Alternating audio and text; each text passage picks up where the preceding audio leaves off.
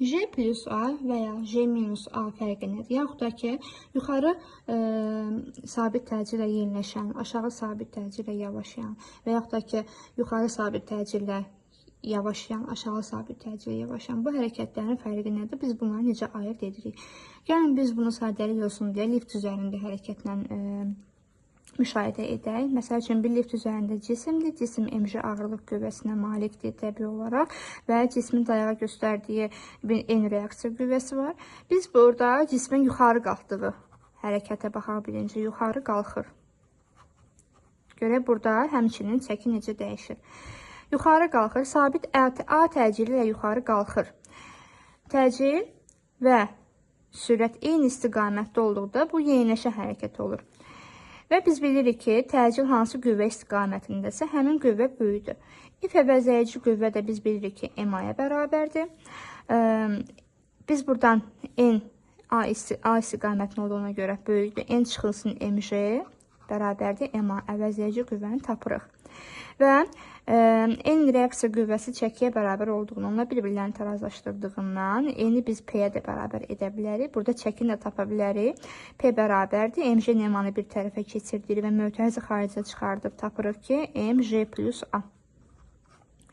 Burada çəki artdı. Necə artdı? Sabit A təcili ilə yuxarı yeyinləşən. Sonra gəlin biz baxaq. Cisim sabit A təcili ilə yuxarı qalxır. mg ağırlıq qüvvəsi, N reaksiya qüvvəsi. Yuxarı qalxır yenə. V yuxarı qalxır, bu da V. Amma burada yavaşan hərəkəti. Deməli, A təcili aşağı olmalıdır. Onda biz yazırıq buradan əvəzləyici qüvvəni. P çıxılsın. Yox, burada A təcili mg ağırlıq qüvvəsi istiqamətindədir. mg çıxılsın. P bərabərdir MA. Biz P-ni bir tərəfə keçirdirik. MJ-ni MA-nı bir tərəfə keçirdirik. Burada mənfi var. M-i də mötərizə xaricə çıxardanda J minus A olur. Buradakı P mənfi onların yerini dəyişdi. Onda burada gördük ki, çəki azaldı. Çəki azaldığına görə həmçinin yuxarı hərəkətdir, təcili əks istiqamətdədir. Burada hərəkət yavaşan oldu. Sonra baxırıq. Yuxarı aşağı düşdüyü hərəkətlərə, aşağı düşür. Lift aşağı düşür. Aşağı düşür. Deyək ki, cisim mg ağırlıq qüvvəsidir.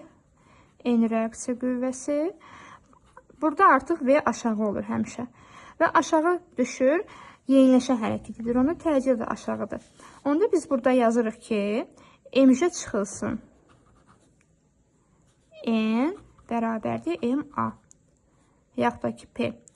Bunu yerinə P yazaq. P də bərabərdir. mg-ni MA-nı bir tərəfə keçirdirik. Buradakı mənfi onların yerini dəyişir. M-i mötərizə xaricə çıxardanda J çıxılsın A qiymətini alırıq. Burada da çəki azaldı. Amma necə azaldı? A təcili ilə aşağı düşür və yeniləşən hərəkət edir.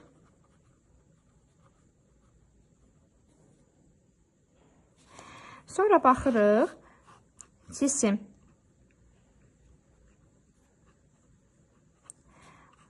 aşağı düşür və yavaşlayan hərəkət edir. Onda təcil yuxarıdır.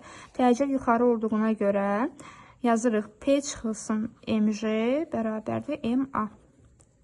P-ni də mötərizə digər tərəfə keçiririk. M olur J plus A. Bu da necə oldu? Yavaşlayan hərəkət oldu.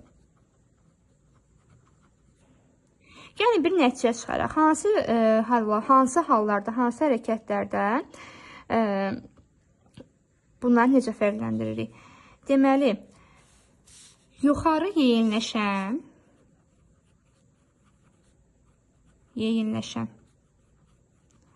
və aşağı yavaşlayan.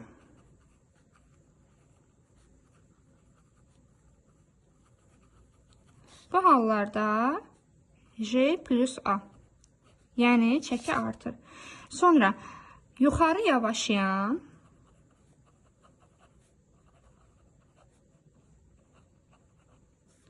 və aşağı yeyinləşən.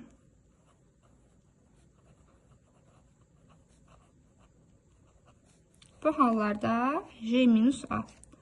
Daha sadəlik olsun deyə yadınızda saxlayın ki, bunu qırmızı yaxud da ki yaşıl rənglə yazıram. Təcilin yuxarı olduğu hallarda J plus A olur. Təcilin aşağı olduğu hallarda isə J minus A olur. Təcil yuxarıdırsa J plus A, təcil aşağıdırsa J minus A.